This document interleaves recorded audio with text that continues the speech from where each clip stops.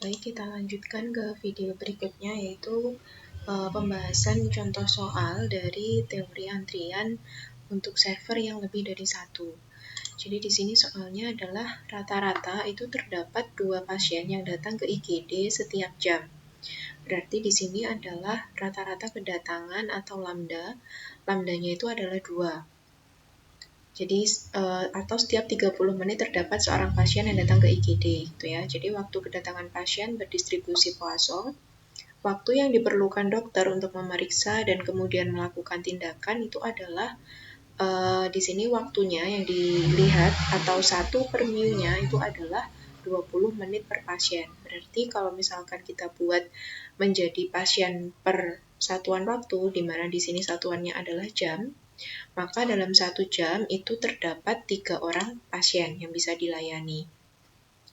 Berarti kita masukkan saja langsung ke dalam Excel-nya. Berarti di sini karena ada 1 orang dokter saja, berarti S-nya itu adalah 1. Lambda adalah 2 orang per jam, jadi tingkat kedatangan pasiennya itu adalah 2 pasien dalam 1 jam. Sedangkan tingkat pelayanannya karena per pasien itu 20 menit atau 1/μ-nya itu 20 menit, berarti dalam 1 jam itu bisa dilayani 3 orang pasien atau 3 orang per jam. Yang diminta adalah kita harus menghitung karakteristik dari antrian, yaitu mulai dari row atau utilitas pelayanannya, lalu waktu yang dibutuhkan untuk mengantri, waktu yang dibutuhkan berada dalam sistem, panjang antrian, serta panjang pasien yang berada dalam sistem atau banyaknya pasien yang berada dalam sistem. Nah, sekarang kita lihat dulu row-nya. Row itu rumusnya adalah lambda dibagi dengan mu. Di sini ketemu mu-nya atau row-nya itu adalah 0,6667 atau 0,67. Lalu untuk WQ tinggal kita ikuti rumusnya. WQ itu adalah sama dengan lambda dibagi dengan mu dikalikan dengan mu dikurangi lambda. Itu ya, jangan lupa dikunci tanda kurungnya. Nah, ini adalah WQ-nya. Berarti rata-rata itu dalam antrian itu rata-rata pasien itu menunggu selama 0,6 atau 0,67 jam. Gitu ya. Kalau mau dijadikan menit juga bisa, berarti ini nanti semuanya dikalikan dengan 60. Dikalikan dengan 60 karena dalam 1 jam itu ada 60 menit. Jadi kurang lebih nanti dia menunggu dalam antrian selama 40 menit.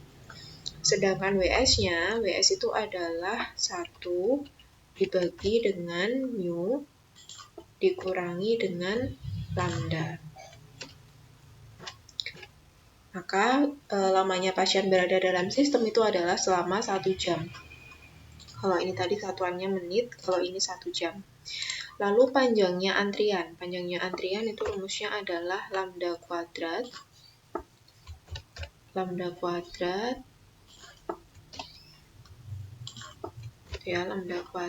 lalu berikutnya dibagi dengan mu dikalikan dengan mu dikurangi lambda. Kalau angkanya kecil bebas ya, bisa pakai Excel, bisa juga dihitung manual. Nah, panjang antriannya itu kurang lebih 1,3 atau ada 2 pasien yang mengantri. Sedangkan banyaknya pasien yang berada dalam sistem itu adalah lambda dibagi dengan mu dikurangi dengan lambda. Nah, rata-rata dalam sistem itu ada 2 orang yang ada 2 orang pasien, baik yang sedang mengantri maupun yang sudah dilayani. Nah, perlunya kita mengetahui banyaknya berapa sih orang yang berada dalam sistem ini, terutama kita perlukan saat seperti ini ya, saat COVID ini kan ada pembatasan banyaknya orang yang berada dalam suatu ruangan seperti itu tuh sangat dibutuhkan sekali analisa apakah antrian yang diterapkan itu sudah memenuhi protokol kesehatan atau belum. Kalau belum, solusinya bagaimana? Apakah mungkin ditambah server atau kalau di IGD ya misalkan ada pasien COVID gitu ya, apakah sudah memenuhi syarat, apakah pasien bisa dilayani dengan cepat dan seterusnya. Lalu di sini kalau misalkan kita tambahkan dokternya itu menjadi 2 orang, berarti rho-nya itu menjadi 0,33. Kalau rho-nya menjadi 0,33, artinya waktu sibuknya itu kan menjadi berkurang. Kalau waktu sibuknya menjadi berkurang, otomatis pelayanan ke pasiennya itu akan menjadi lebih optimal. Jadi dapat dipertimbangkan oleh rumah sakit tadi untuk menambah 1 orang dokter lagi. Jadi kalau dokter yang ditambahkan 1 lagi, berarti nanti S-nya itu menjadi 2. Sedangkan untuk soal yang nomor 2, itu pada sebuah jasa pengetikan surat terdapat 3 orang pengetik. Nah, berarti 3 orang pengetik ini artinya adalah servernya ada 3. Jadi kita masukkan di sini ya, nilai S-nya itu sama dengan 3. Setiap pengetik itu dapat mengetik rata-rata 6 surat per hari. Berarti dalam melakukan layanan, gitu ya, jadi fasilitas pelayanan itu dapat melayani customer rata-rata 6 surat per hari. Berarti di sini mu-nya itu ada 6. Satuannya adalah hari. Itu ya, ini adalah surat per hari. Lalu berapa surat yang datang dalam 1 hari? Setiap hari rata-rata terdapat 15 surat yang harus diselesaikan. Berarti lambdanya itu 15. Nah, ini sudah sama, satuannya sudah sama, yaitu satuannya adalah surat per hari. Kalau sudah sama seperti ini, maka bisa langsung kita selesaikan. Kan sudah ketemu semua nilainya ya. Yang pertama, berapa peluang ketika datang pada jasa pengetikan tersebut semua pengetik sedang sibuk. Nah, kalau semua pengetik sedang sibuk, karena di sini ada 3 orang, berarti dia dikatakan sibuk jika masing-masing pengetik itu sedang mengetik surat. Artinya, kalau dia tanya peluang saat semua datang itu pengetiknya sibuk semua, berarti banyaknya surat yang berada dalam sistem itu dia lebih dari 3. Ya, jadi jelas lebih dari 3, mau 4, 5, 6 itu kan tidak terbatas ya. Jadi di sini yang dicari adalah peluang saat N lebih dari 3. Karena N lebih dari 3 ini tidak terbatas, bisa 4, 5, dan seterusnya, maka kita mencarinya adalah dengan menggunakan prinsip peluang. Ingat bahwa prinsip peluang itu saat kita mencari peluang N lebih dari 3, itu akan sama dengan 1 dikurangi peluang N kurang dari sama dengan 3. Nah, kalau peluang N kurang dari sama dengan 3, ini bisa kita tahu nilainya dari rumus ini. Di yang sudah kita pelajari kemarin ya, ini saya di keterangan dulu. Jadi ini adalah penyelesaian untuk contoh soal yang kedua.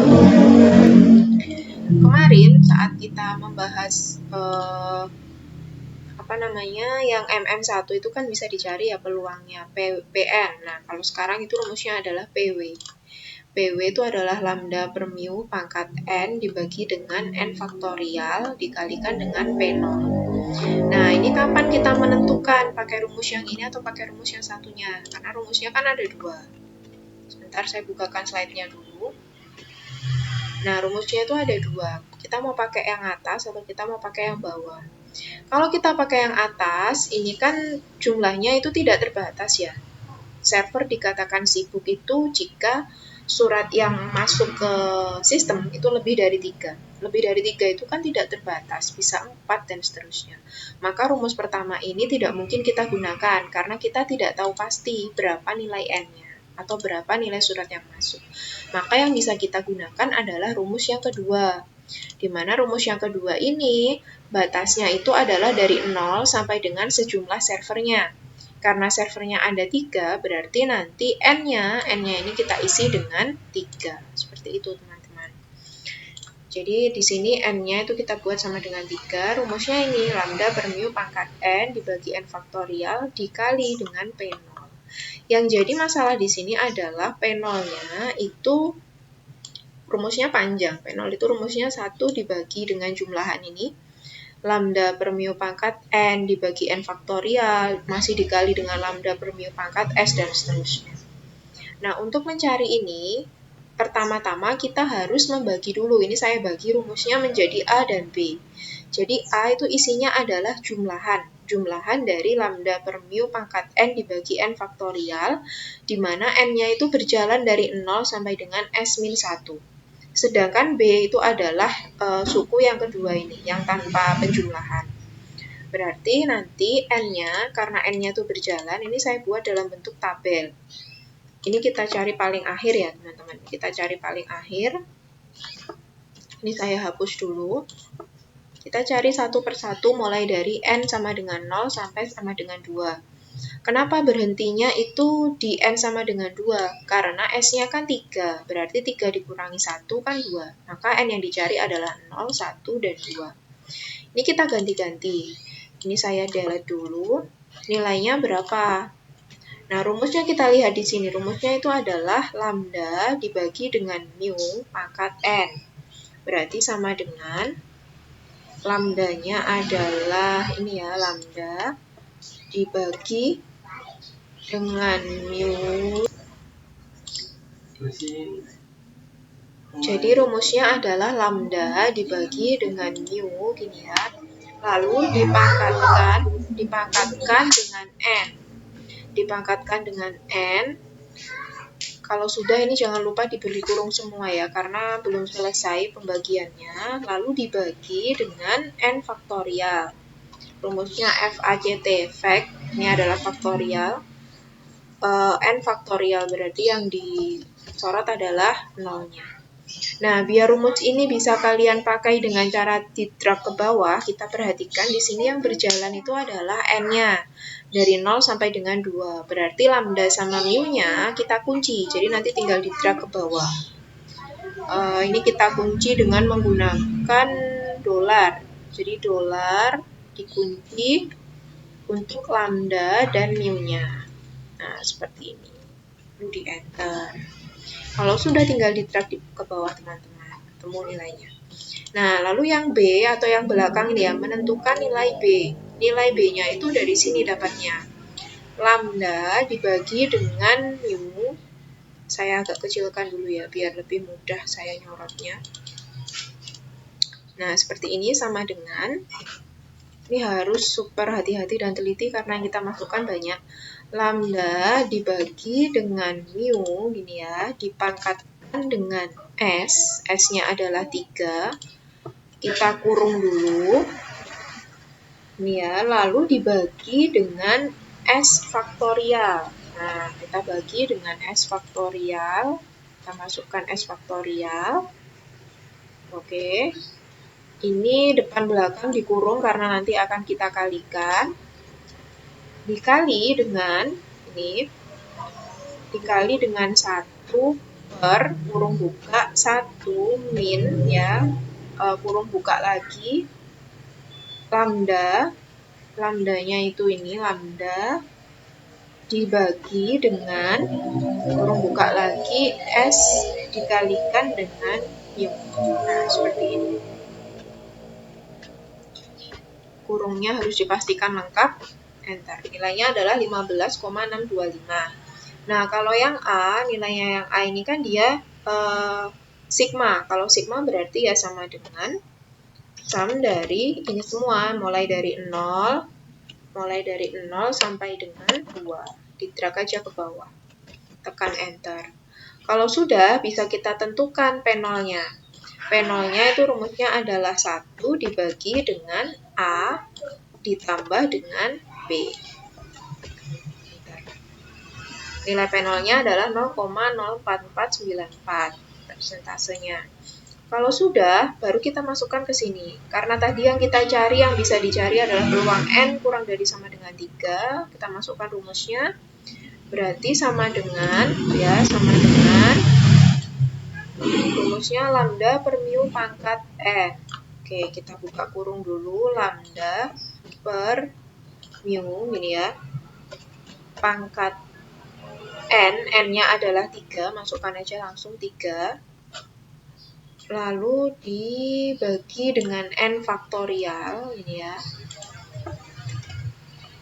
ini semua dibagi dengan N faktorial, faktorialnya adalah 3, karena N-nya 3.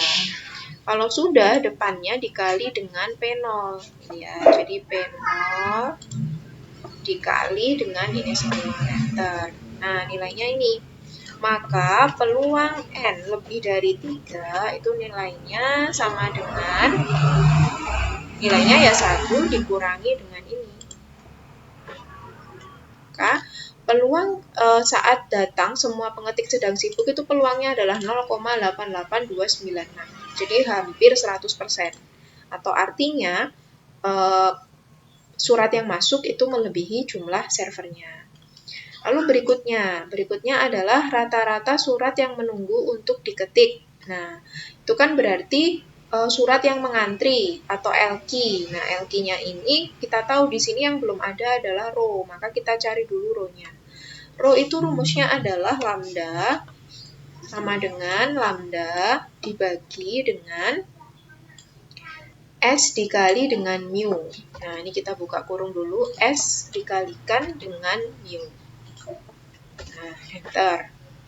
Row-nya ini ya, jadi servernya itu hampir dapat dikatakan selalu sibuk atau hanya tersisa 0,17 untuk waktu istirahatnya.